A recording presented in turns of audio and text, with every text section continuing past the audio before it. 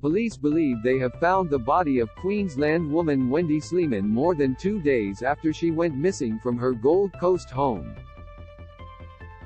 The body was found about 5:30 p.m. (6:30 p.m. Australian Eastern Daylight Time) today in Brisbane, along with the blue Honda Jazz. Officers have been looking for as part of an extensive search across the Gold Coast, Logan and Brisbane. Sleeman's son, 30-year-old Slade Murdok, is accused of kidnapping her. He was arrested on Wednesday night and later charged over her disappearance. Read more. 2 Western Australian building firms collapsed while the body was yet to be formally identified. Regional Crime Coordinator Superintendent Brendan Smith said it was believed to be that of the 61-year-old Eleanor woman. It certainly appears to be her, he said tonight, outside a unit block in Wilston. It's a very sad time for the family. Obviously, they've been advised. On the other side, I suppose it gives them some closure as to where she is. Smith said forensic examination of some electronic devices led police to the garage, where he believed the car had been since Tuesday afternoon and which is more than an hour's drive from Sleeman's home.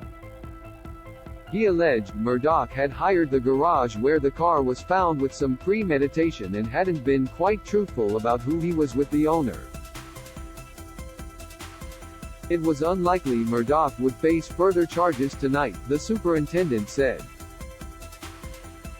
On Thursday, Murdok had his bail bid knocked back as police alleged there was evidence of planning in the disappearance.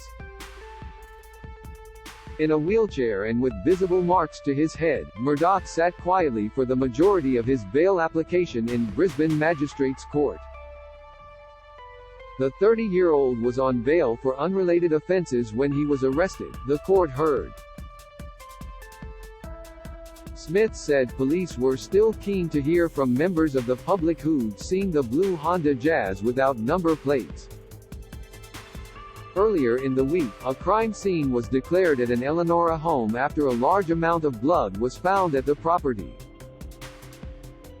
Read more. Missing Sydney man found at bottom of boat in Darwin, but Murdok's lawyer, Rodney Keefe, said the case against his client was weak despite the seriousness of the charges, which included various domestic violence-related charges and criminal counts of kidnapping, assault, stalking and attempted arson. Based on the circumstantial evidence, Keefe said he highly doubted the case would make it past the committal stage and questioned what tied his client to the scene. In opposing bail, police prosecutors argued they had a very strong and very powerful case against Murdok. Officers found a pool of blood on the bathroom floor and drag marks along the floor, indicating the victim was bleeding heavily and unconscious, prosecutors said in court. Sleeman feared for her own safety and believed Murdok might try to kill her as recently as January 23, the court heard. Sign up here to receive our daily newsletters and breaking news alerts, sent straight to your inbox. Evidence gathered so far point to the events at the property being planned, Smith claimed to reporters. Sleeman had called police after discovering a disturbance at her home on Tuesday afternoon. She came home from work, and the house had been given some forced entry, and she noticed some damage, Smith said.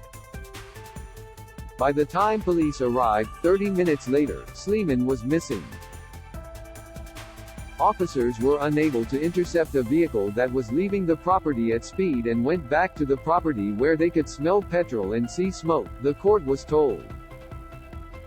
Police claimed that the scene indicated there had been violence involved in the disappearance, while and that there was also evidence of a fire that had started but was extinguished. Reported with AAP support is available from the National Sexual Assault, Domestic Family Violence Counseling Service at 1800 Respect, 1-800-737-732.